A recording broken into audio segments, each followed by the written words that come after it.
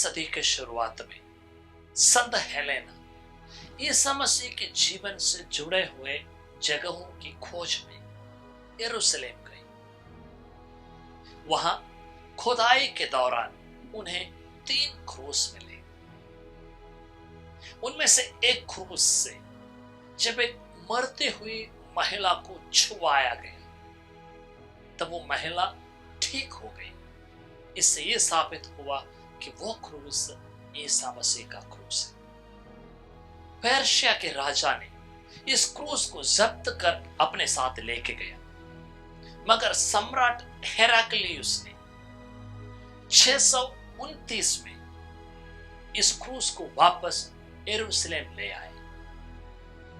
सम्राट हेराक्लियुस ईसा मसीह के क्रूस वापस मिलने की खुशी में बड़े महंगे कपड़े पहनकर, ढेर सारा जेवर पहनकर उस क्रूस ढोते हुए कलवारी के तरफ बढ़े।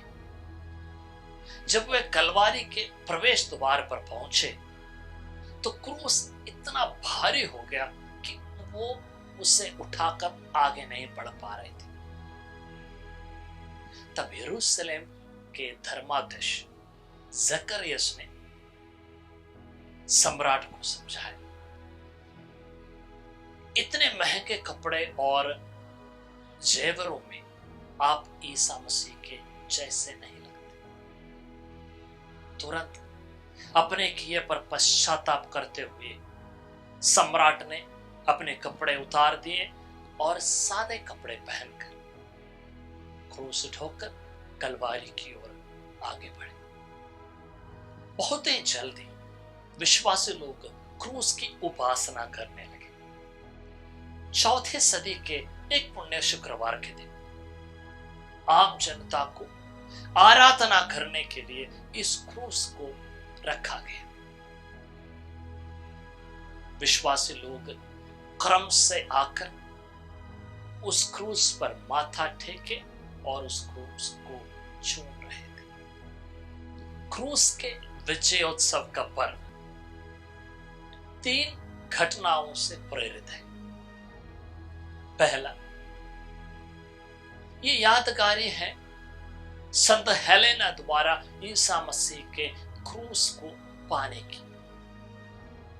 दूसरा, ईसा मसीह के कब्र पर बनाए गए गिरजाघर के प्रतिष्ठा की। और तीसरा, सम्राट हेराक्लियुस द्वारा इस क्रूस को यरूशलेम वापस ले आए जाने की। ये पर्व हमें याद दिलाता है कि ईसा मसीह का क्रूस हमारे मुक्ति का साधन है। ईश्वरीय प्रेम जो हर मानव के लिए है, उस प्रेम का मूर्ति भाव है ईसा मसीह का ये क्रूस।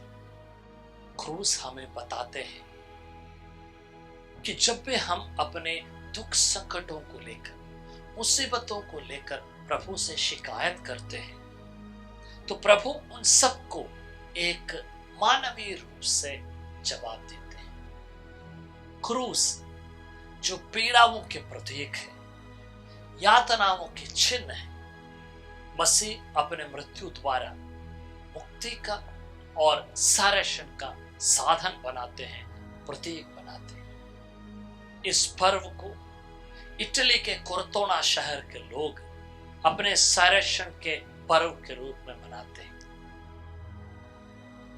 क्रूस